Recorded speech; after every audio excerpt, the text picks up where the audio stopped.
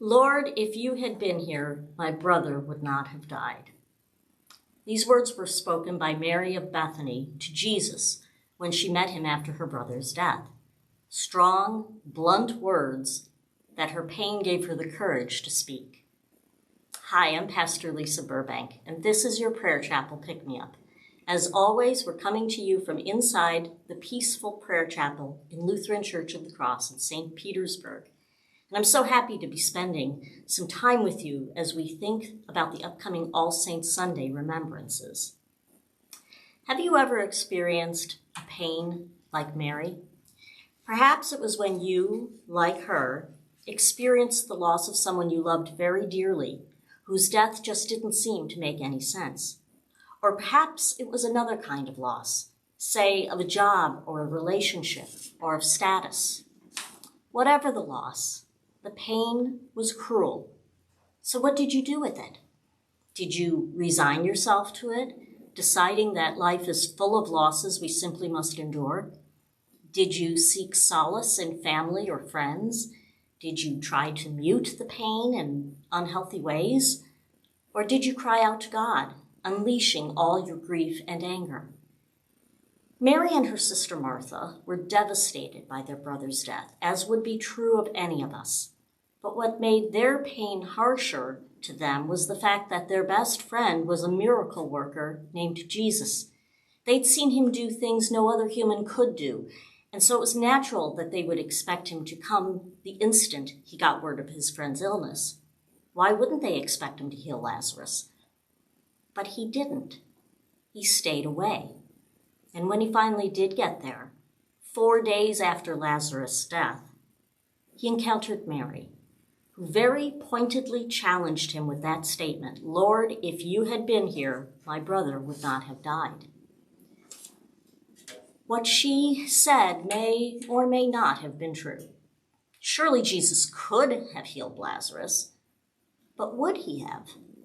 The gospel suggests that Jesus had something bigger in mind than merely healing Lazarus.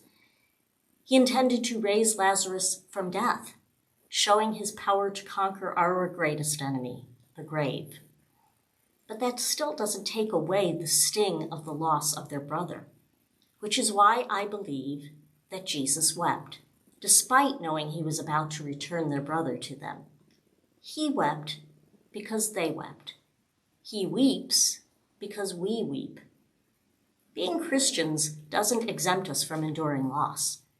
We will all have to deal with the pain of losing people we love, as well as other losses, including the eventual loss of our own lives.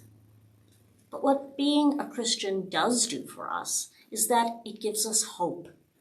Hope that death is not the end of life, but is instead a transition from this world in which pain and loss are so very present into a new life in which there is no more suffering. But until then, until we all enter that blissful existence in which there is no more loss, there is Jesus weeping with us, weeping for the pain we endure as the price for love, weeping for the way that sin, death, and evil have had a hold on this world. Jesus did indeed weep, but he didn't let death have the final word. When he shouted, "Lazarus, come out," he proved he had power over death. And when he himself rose from the grave, Jesus conquered death's grip on us. We will still grieve when we lose people we love, but because of what he did for us, facing his own death in exchange for our lives, we know that one day there will be no more weeping. Until then, we remember with love and perhaps a tear or two those who are no longer with us. But we smile as we anticipate seeing them again someday. That is the bittersweet joy of All Saints' Day, the weeping and the wonder. So will you pray with me now? Lord of life, we remember those we've loved who now live eternally with you. We miss them so much, Lord, and we wish they were still here with us. But we know that you hold them in your love, and that because of your love, we will see them again one day.